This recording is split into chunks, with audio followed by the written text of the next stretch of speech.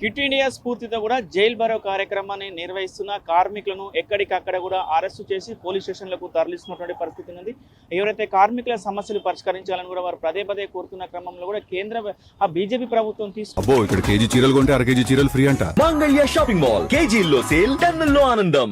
నిర్ణయాలకు వ్యతిరేకంగా వీరు జైల్ భరో కార్యక్రమాన్ని నిర్వహిస్తున్న పరిస్థితి మొత్తం కూడా దేశవ్యాప్తంగా కూడా ఈ కార్యక్రమం నిర్వహిస్తున్న ఆగస్టు 10వ తేదీన కూడా ఈ కార్యక్రమం నిర్వహిస్తున్న క్రమంలో పోలీసులు ఎక్కడికక్కడ కూడా అరెస్ట్ చేస్తున్న పరిస్థితి కనపడుతుంది. ప్రస్తుతం మనం నల్గొండ జిల్లా వ్యాప్తంగా నల్గొండ జిల్లా వ్యాప్తంగా కూడా ప్రతి పోలీస్ స్టేషన్లో కూడా వాళ్ళ కార్మికులను కూడా ఎక్కడికక్కడ అరెస్ట్ చేసి పోలీస్ స్టేషన్లోకి తీసుకొచ్చినటువంటి పరిస్థితి కనపడుతుంది. ఇటు సూర్యాపేట జిల్లాలో కూడా భారీగా అరెస్టుల పర్వం కొనసాగుతున్న పరిస్థితి, యాదాద్రి భువనగిరి జిల్లాలో కూడా అదే పరిస్థితి కనపడుతుంది. నల్గొండ జిల్లాలో కూడా ఉదయం తెల్లవారుజాము నుంచి కూడా అరెస్టు చేస్తున్నటువంటి పరిస్థితి. దీంతో మాట్లాడడానికి చాలా మంది కార్మిక సంఘ నాయకులు ఉన్నారు, వారితో కూడా మాట్లాడించే ప్రయత్నం చేద్దాం. చెప్పండి, ఏంటి మొత్తం కూడా మీరు కార్మికుల పక్షాన పోరాడుతున్న క్రమంలో కూడా జైల్ భరో యాత్ర కార్యక్రమం చేస్తున్నారు, అందులో అరెస్టు ప్రక్రియ జరుగుతుంది. ఎట్లా చూడవచ్చు ఈ అరెస్టులని? క్విట్ ఇండియా స్ఫూర్తితో భారతదేశంలో ఉండేటటువంటి కార్పొరేట్ శక్తులకు ఊతమిచ్చేటటువంటి విధంగా కార్మిక చట్టాలని, రైతు చట్టాలని, కూలీల చట్టాలని మారుస్తూ ఈ ప్రభుత్వం నిర్ణయం చేసింది. సంపద సృష్టించేటటువంటి వాళ్ళ మీద దాడి ప్రారంభించింది. ఈ దాడిని వ్యతిరేకిస్తూ ఈ నల్ల చట్టాలన్నింటినీ కూడా ఉపసంహరించుకోవాలని చెప్పి ఈ దేశంలో ఉండేటటువంటి సమస్త ప్రజానికానికి సంబంధించినటువంటి వ్యతిరేకమైనటువంటి చట్టాలు ఏవైతే తీసుకొస్తున్నారో వాటిని ఉపసంహరించుకొని వీళ్ళకి సంబంధించినటువంటి కనీస వేతనాలు ఇంప్లిమెంటేషన్ చేయాలని చెప్పి పిఎఫ్, ఈఎస్ఐ, గ్రాడ్యుటీ, బోనసు, రైతులకు సంబంధించినటువంటి కనీస మద్దతు ధర, ఉపాధి హామీ కూలీలకు సంబంధించినటువంటి చట్టాలని యథాతథంగా కొనసాగించాలని చెప్పి కోరుతూ ఈరోజు అన్ని అఖిల భారత కార్మిక సంఘాలు, రైతు సంఘాలు, అదే రకంగా కూలీ సంఘాలు దేశవ్యాప్తంగా జైలు భరోకు పిలిపించాయి. నల్గొండ జిల్లా వ్యాప్తంగా మొత్తం 33 మండల కేంద్రాలు, 8 మున్సిపల్ పట్టణాలలో పెద్ద ఎత్తున కార్మిక వర్గం రోడ్ల మీదకి వచ్చి నిరసన తెలియజేసి జైలు భరో కార్యక్రమాన్ని విజయవంతం చేసినందుకు సిఐటియు నల్గొండ జిల్లా కమిటీ పక్షాన వారికి ధన్యవాదాలు తెలియజేస్తాను. కానీ ప్రభుత్వం మాత్రం మొండిగా వ్యవహరిస్తూ ఉంది. కార్మికులకు సంబంధించినటువంటి 29 చట్టాలని మార్చేసేటటువంటి ప్రయత్నం చేసి యాజమాన్యాలకు అనుకూలమైనటువంటి చట్టాలు చేస్తూ ఉన్నటువంటి పరిస్థితి ఉంది. కనీస వేతనాలు అమలు జరిగేటటువంటి పరిస్థితి లేదు. కార్మికులకు మున్సిపల్ కానీ, గ్రామ పంచాయతీ కానీ, వివోఏ కానీ, అంగన్వాడీ కానీ వీళ్ళందరూ కూడా 10-12 వేల రూపాయల లోపు వేతనాలు వస్తున్నటువంటి పరిస్థితి ఉంది. ధరలేమో ఆకాశాన్ని అంటుతున్నాయి. వీళ్ళకి వచ్చేటటువంటి కూలీ వేతనాలు మాత్రం కిందికి పాతాళానికి పోతున్నటువంటి పరిస్థితి ఉంది. అందుకే కనీస వేతనం 26,000 రూపాయలు ఇచ్చే వరకు ఈ పోరాటాన్ని కొనసాగిస్తాం. ప్రభుత్వం ఇప్పటికైనా కనీస వేతనాలకు సంబంధించినటువంటి జీవోల్ని సవరించకుండా కార్మికుల మీద దోపిడీకి గురి చేస్తే మాత్రం తిరుగుబాటు చేసేటటువంటి ప్రయత్నం చేస్తామని చెప్పి హెచ్చరించడం అనేటటువంటి జరుగుతూ ఉంది. ముఖ్యంగా కూడా మున్సిపల్ కార్మికులు ఉదయం తెల్లవారుజాము నుంచి కూడా వారు పనులకు వస్తున్నటువంటి పరిస్థితి ఉంది. వాళ్ళ సమస్యలు కూడా చాలా ఉన్నాయని కూడా పదే పదే కూడా చెప్తున్నప్పుడు ఎందుకు ఈ రాష్ట్ర ప్రభుత్వం కానీ కేంద్ర రాష్ట్ర ప్రభుత్వం ఎందుకు పట్టించుకోవట్లేవు అనుకోవచ్చు?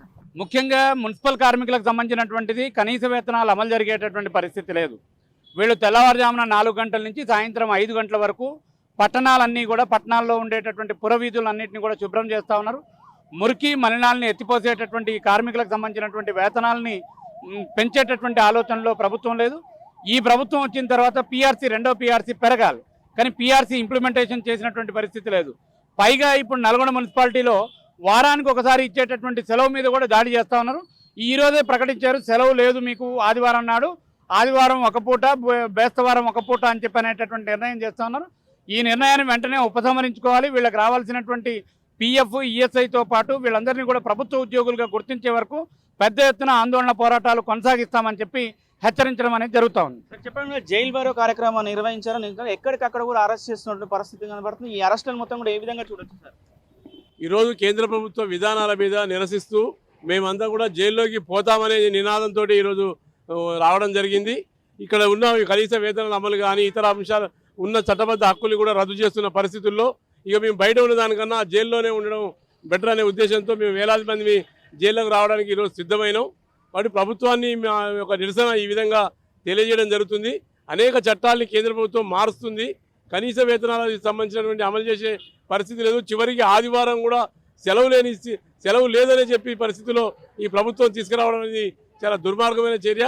దీన్ని తీవ్రంగా ఖండిస్తున్నాం. వెంటనే ఈ ఆలోచన విరమించుకోవాలి, కార్మిక హక్కుల్ని కాపాడాలని చెప్పి మేము డిమాండ్ చేస్తా ఉన్నాం. ఇప్పుడు మార్నింగ్ నుంచి మిమ్మల్ని అరెస్ట్ చేస్తున్నారు, అరెస్ట్ చేసిన క్రమంలో ఎవరెవరు అరెస్ట్ అయ్యారు, ముఖ్య నాయకులు ప్రస్తుతం వాళ్ళని ఎక్కడ ఉంచారు?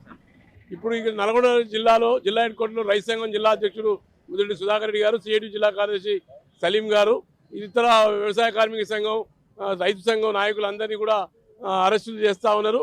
ఉదయం నుంచి తెల్లవారుజామునే నల్గొండ మండల కన్వీనర్ని అరెస్ట్ చేసి రూరల్ పోలీస్ స్టేషన్లో పెట్టడం జరిగింది. పూర్తిగా మేము నిరసన తెలియజేస్తూ మేము అరెస్టులకు సిద్ధమే అని చెప్తున్నాం. కానీ వ్యక్తిగతంగా ఇళ్ల మీదకి వచ్చి కూడా అరెస్ట్ చేయడం అనేది మేము తీవ్రంగా ఖండిస్తూ ఉన్నాం. సార్, ముఖ్యంగా కూడా కార్మికుల సమస్యలు ఎక్కువ మీ దృష్టికి ఏమొస్తున్నట్టు పరిస్థితి, కార్మికుల పక్షాన ఏ విధంగా మీరు పోరాడుతున్నారు సార్? దేశవ్యాప్తంగా ముఖ్యంగా సిఐటియు నాయకత్వాన ఈ యొక్క మొత్తం కూడా దేశంలో అసంఘటిత రంగం, ఇతర రంగాల్లో పనిచేస్తున్న కార్మికులు రోజు వాళ్ళ వేతనాలు తగ్గే పరిస్థితి ఉన్నది. ముఖ్యంగా దేశవ్యాప్తంగా కార్మికులు ఎదుర్కొంటున్న సమస్యల మీద ముఖ్యంగా ఈ 4 లేబర్ కోడ్లు ఏదైతే ఉందో, స్వాతంత్రం కంటే ముందే ఈ లేబర్ కోడ్లు ఆనాడు నుంచి ఈనాడు వరకు స్వాతంత్రం వచ్చి 80 సంవత్సరాల కాలంలో ఈ బీజేపీ వచ్చిన ఈ 12 సంవత్సరాల కాలంలో ముప్పేటుగా కార్మిక వర్గం మీద, రైతుల మీద, వ్యవసాయ కార్మికుల మీద ఏ చట్టాలు లేకుండా వెట్టి చాకిరీ చేయించుకోవాలన్న ఆలోచన చేస్తున్నది. రైతాంగానికి పండించిన పంటకు గిట్టుబాటు ధర ఇవ్వండి ఇచ్చే పరిస్థితి లేదు. గ్రామీణ ప్రాంతాల్లో చేస్తున్న వ్యవసాయ కార్మికులు ఆనాడు 2005లో అది వామపక్ష పార్టీలు మొత్తం 67 మంది ఎంపీలు బలంతో ఆ రోజు యూపీఏ ప్రభుత్వాన్ని బలపరిస్తే మీకు ఏం కావాలని చెప్పేసి ఆ రోజు ఉన్న ఆ ప్రభుత్వం అడిగినప్పుడు గ్రామీణ ప్రాంతాల్లో ఉన్న దాదాపు 80 కోట్ల మంది గ్రామీణ ప్రజలకు సంబంధించింది ఉపాధి హామీ చట్టాన్ని 100 రోజుల పని ఇవ్వమని చెప్పేసి పోరాడి తెచ్చుకున్న చట్టాన్ని ఈరోజు బీజేపీ ప్రభుత్వం కాలరాస్తున్న పరిస్థితి ఉన్నది. ముఖ్యంగా ఇప్పుడు వరకు కాంట్రాక్ట్ విధానంలో పనిచేస్తున్న అనేక మంది కార్మికులు దాదాపు సంవత్సరాల తరబడి కనీస వేతనాలు అమలు లేవు. ఇతర వాళ్ళకు రావాల్సిన ఈఏపై, ఈఎస్ఐ, పిఎఫ్ ఇతర సంబంధించిన సౌకర్యాలు ఇవ్వడంలో చాలా విఫలమైన పరిస్థితి ఉన్నది. దాని మీదనే మేము పోరాటం నిర్వహిస్తున్నాం. ముఖ్యంగా పంజాబ్ రాష్ట్రంలో 55,000 మందిని ఆ ప్రభుత్వం పర్మనెంట్ చేసింది. ఇక్కడ కూడా పనిచేస్తున్న కాంట్రాక్ట్ అవుట్సోర్సింగ్ కార్మికులను కూడా పర్మనెంట్ చేయాలి. లేని పక్షంలో ఈ రాష్ట్రం మీద కూడా మేము సిఐటియు ఆధ్వర్యంలో అన్ని రంగాల కార్మికుల్ని కలుపుకొని పెద్ద ఎత్తున పోరాటాలు నిర్వహిస్తాం. ఈ జైలు బరో కార్యక్రమాన్ని మేము అరెస్టు కావడానికే సిద్ధపడ్డాం. కార్మికుల పక్షాన మేము పోరాటాలు నిర్వహిస్తున్నాం. మా పోరాటాలను బలపరచడానికి కార్మిక వర్గం అండగా ఉంది. రేపు భవిష్యత్తులో మరిన్ని పోరాటాలు నిర్వహించి ఈ యొక్క బీజేపీ ప్రభుత్వం గద్దె దింపే వరకు మా పోరాటం కొనసాగిస్తుందని ఈ సందర్భంగా ప్రభుత్వానికి హెచ్చరిస్తున్నాం. నల్గొండ జిల్లాలో మొత్తం కూడా ఎంతమంది కార్మిక సంఘాలు కూడా కలిసికట్టుగా వచ్చాయి? ఇప్పటి వరకు కూడా ఎన్ని సంఘాలు కూడా? ఈ రోజు వ్యవసాయ కార్మిక సంఘం, రైతు సంఘం, సిఐటియు ఆధ్వర్యంలో దాదాపు నల్గొండ పట్టణంలో ఉండే దాదాపు సిఐటియు అనుబంధంగా ఉండే మొత్తం కూడా దాదాపు 25 సంఘాల కార్మికులు పెద్ద ఎత్తున దీంట్లో పాల్గొని ఈ కార్యక్రమాన్ని జయప్రదం చేయడం జరిగినది. ముఖ్యంగా కూడా కార్మికులు ఉన్నారు, కార్మికులతో కూడా మాట్లాడించే ప్రయత్నం చేద్దాం. ముఖ్యంగా కూడా మున్సిపల్ కార్మికులు తెల్లవారుజామున వాళ్ళు 4 గంటలకు కూడా వచ్చి కూడా మొత్తం కూడా నల్గొండ పట్టణాన్ని శుభ్రం చేస్తున్న పరిస్థితి.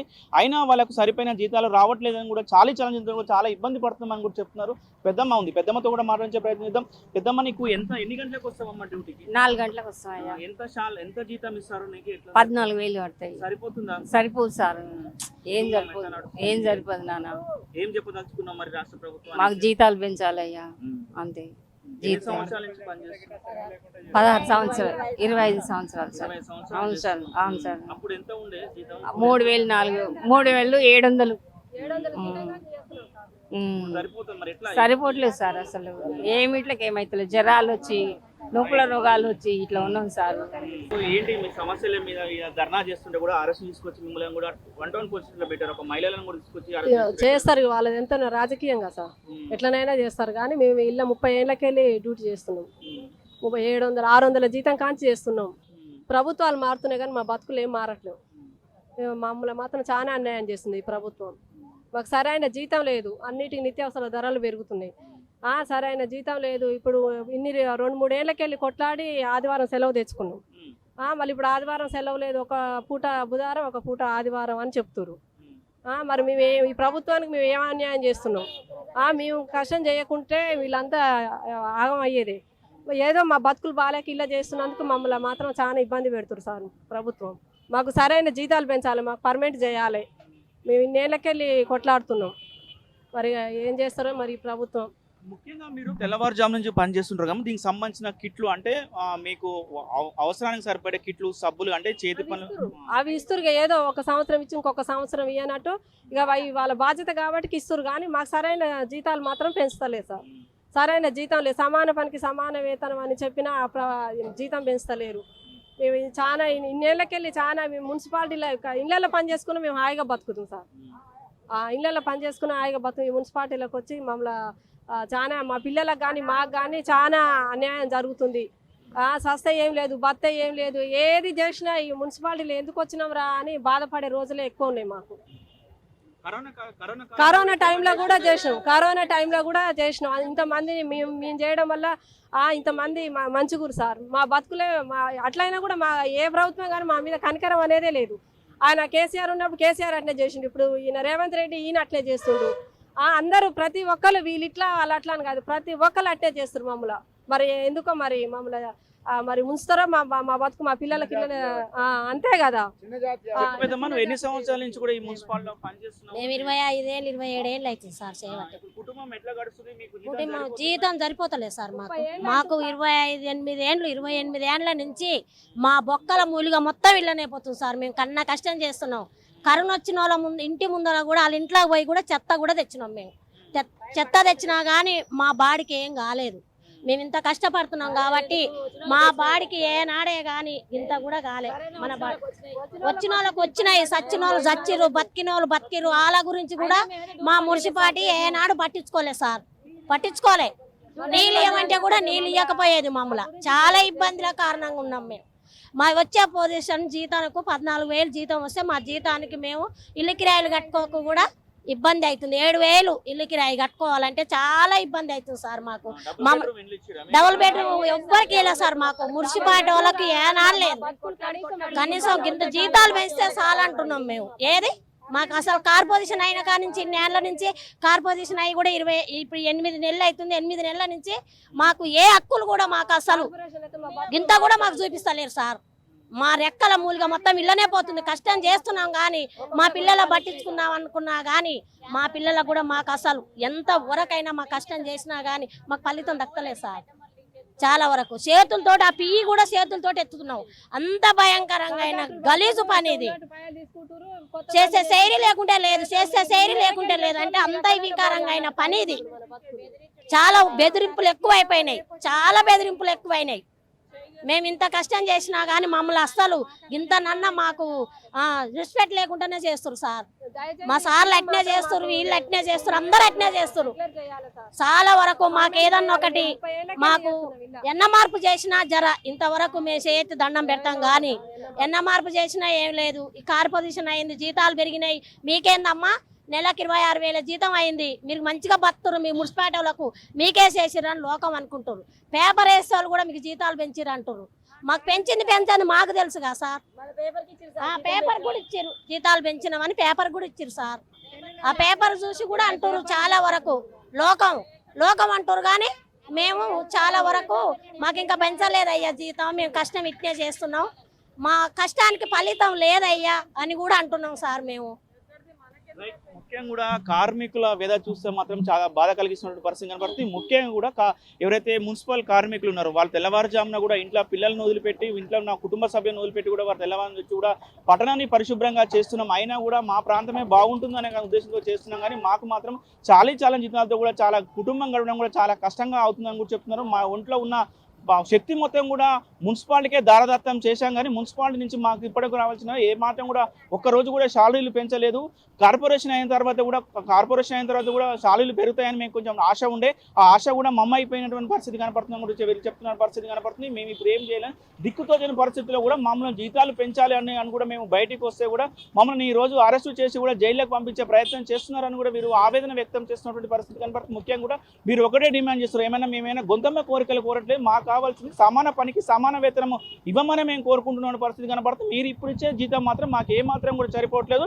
నిత్యావసర సరుకుల రేటు కూడా భారీగా పెరిగిపోవడం వల్ల కూడా మాకు ఇంటి కిరాయిలు కట్టుకోవడానికి కూడా చాలా ఇబ్బందిగా వాతావరణం ఉందని కూడా చెప్తున్నాం. మాకు ఇప్పటి వరకు కూడా ప్రభుత్వం నుంచి కూడా ఎలాంటి డబుల్ బెడ్రూమ్ ఇండ్లు కూడా ఇవ్వలేదని కూడా మీరు ఆవేదన వ్యక్తం చేస్తున్నారు. ఇప్పటికైనా రాష్ట్ర ప్రభుత్వం స్పందించి మాకు రావాల్సిన అన్ని సౌకర్యాలతో పాటు శాలరీ కూడా పెంచాలని కూడా ప్రధాన డిమాండ్ చేస్తున్న పరిస్థితి కనపడుతుంది.